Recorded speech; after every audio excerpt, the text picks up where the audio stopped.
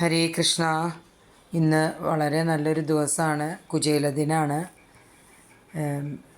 ഭഗവാൻ കുചേലനെ അനുഗ്രഹിച്ച ദിവസമാണ്. എല്ലാവരും പറയുമെങ്കിലും ദരിദ്രനായിട്ടുള്ള കുചേലനെ വളരെ സമ്പന്നനും വളരെ ഐശ്വര്യപൂർണമാക്കിയിട്ടുള്ള ദിവസമാണ് എന്നാണ് നമ്മളെല്ലാവരും വിചാരിക്കുന്നത്.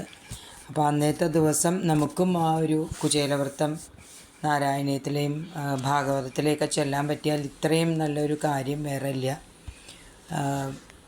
എല്ലാ ദിവസവും ശരിക്കും ചെല്ലാൻ വൈകുന്നേരം സന്ധ്യാസമയത്ത് വളരെ സുഖമായിട്ടുള്ളൊരു കാര്യമാണ് ഈ കുചേലവ്രതം ചെല്ലുക എന്നുള്ളത്. അത് ആദ്യം ഒരു ചെറിയ ഒരു പ്രയാസം തോന്നുമെങ്കിലും കൂടി അത് എന്നും ചെല്ലുകയാണെങ്കിൽ അത് വളരെ സുഖമാണ്. നമുക്കത് വേഗം പഠിക്കാനും പറ്റും. അപ്പോൾ അത് എല്ലാവരും ഒന്ന് ചൊല്ലി നോക്കുക. പറ്റുന്നതും ഇന്നിപ്പോൾ എന്തായാലും ചെല്ലണം, അത് തീർച്ചയായിട്ടും ചെല്ലേണ്ടതാണ്. കാരണം ഭഗവാന്റെ ഒരു അനുഗ്രഹം ഇന്ന് മാത്രമല്ല, അതുകൊണ്ടാണ് എന്നും ചെല്ലാമെന്ന് ഞാൻ പറഞ്ഞത്. പക്ഷേ ഇന്ന് ഒരു പ്രത്യേക ദിവസമായതുകൊണ്ട് ആ ഒരു അധ്യായം കൂടുതൽ ഒരു ശ്രദ്ധയോടുകൂടി നമ്മൾ ചെല്ലുകയാണെങ്കിൽ അത് നമുക്കും ഒരു സന്തോഷമാണ്. അപ്പോൾ നമുക്കതൊന്ന് ചൊല്ലി നോക്കാം. അതിനുശേഷം ഭാഗവതത്തിലെ ദശമസ്കന്ധത്തിലെ 80 81 അധ്യായമാണ് കുചേലവ്രതം വിവരിച്ചിട്ടുള്ളത്. അപ്പോൾ രണ്ടും കൂടി ചെല്ലണം എന്നുള്ളതാണ് പറയുക. അത് വളരെ പ്രത്യക്ഷമായിട്ടുള്ളൊരു കാര്യമാണ്. ഭാഗവതത്തിലെ നാരായണീയത്തിലെ അതെ എന്നും ചൊല്ലാറുണ്ട്. അതേപോലെ ഭാഗവതത്തെ അതെ എന്നും ചൊല്ലുകയാണെങ്കിൽ അത്രയും ഐശ്വര്യമാണ് നമുക്കത്. ഭഗവാന്റെ ഒരു അനുഗ്രഹം കിട്ടാനുള്ള ഒരു വലിയൊരു കാര്യമാണത്.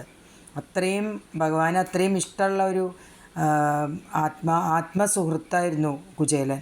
അപ്പം ആ കുചേലനെ അനുഗ്രഹിച്ച ആ ഒരു ഇത് നമ്മളെല്ലാവരും കഥ കേട്ടിട്ടുള്ളതാണ്, കുറേ കാര്യങ്ങൾ കണ്ടിട്ടുള്ളതാണ്. കഥകളിയിലും എല്ലാത്തിലും കണ്ടിട്ടുള്ള ഒരു വളരെ ഹൃദിസ്ഥമായിട്ടുള്ളൊരു കഥയാണത്. പക്ഷേ ആ ഇത് ഒന്ന് നമുക്ക് എല്ലാവർക്കും ഒന്ന് വീട്ടിലിരുന്ന് ചെല്ലുകയാണെങ്കിൽ വിളക്ക് കൊളുത്തി അത് ചെല്ലുകയാണെങ്കിൽ അതും വളരെ സുഖമായിട്ടുള്ളൊരു കാര്യമാണ്. അതുകൊണ്ട് ഞാൻ ആദ്യം നാരായണീയത്തിലെ ദശകം 87 കുചേലവ്രതം ഞാനൊന്ന് ചെല്ലുകയാണ്.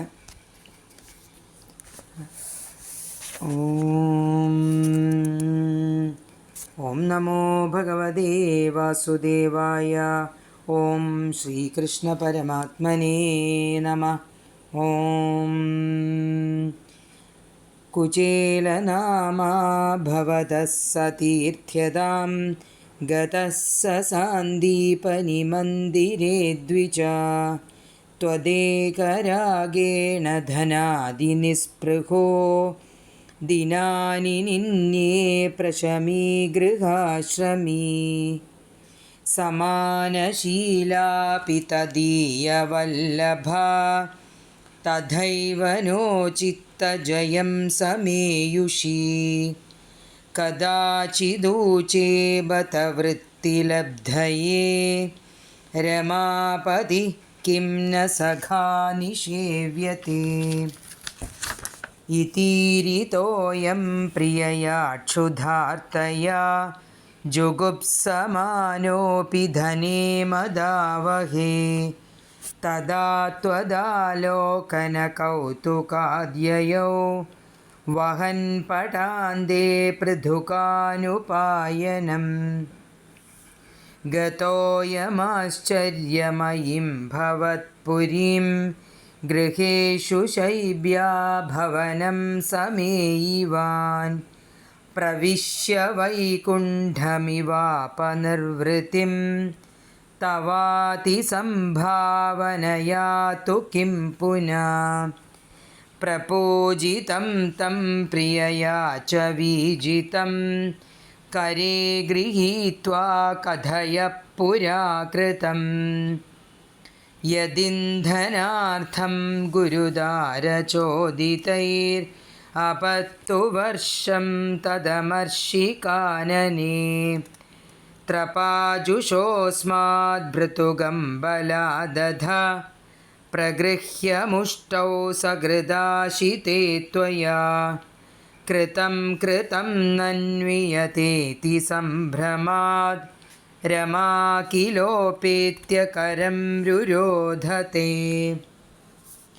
ഭക്തേഷു ഭക്തേന സമാനിതസ്ത്വയാ പുരിം വസന്നേകനിശാം മഹാസുഖം ബതാപരേദ്യുർദ്രവിണം വിനായയൗ വിചിത്രരൂപസ്തവ ഖല്വനുഗ്രഹ യദി ഹ്യയാചിഷ്യമദാസ്യദച്യുതോ വദാമി ഭാര്യാം കിമിതി വ്രജന്നസൗ ത്വദുക്തിലീലാസ്മിതമഗ്നധീ പുനഃ ക്രമാദപശ്യന്മണിദീപ്രമാലയം കിം മാർഗവിഭ്രംശ ഇതി ഭ്രമൻ ക്ഷണം ഗൃഹം പ്രവിഷ്ടഃ സദദർശ വല്ലഭാം സഖീപരീതാം മണിഹേമഭൂഷിതാം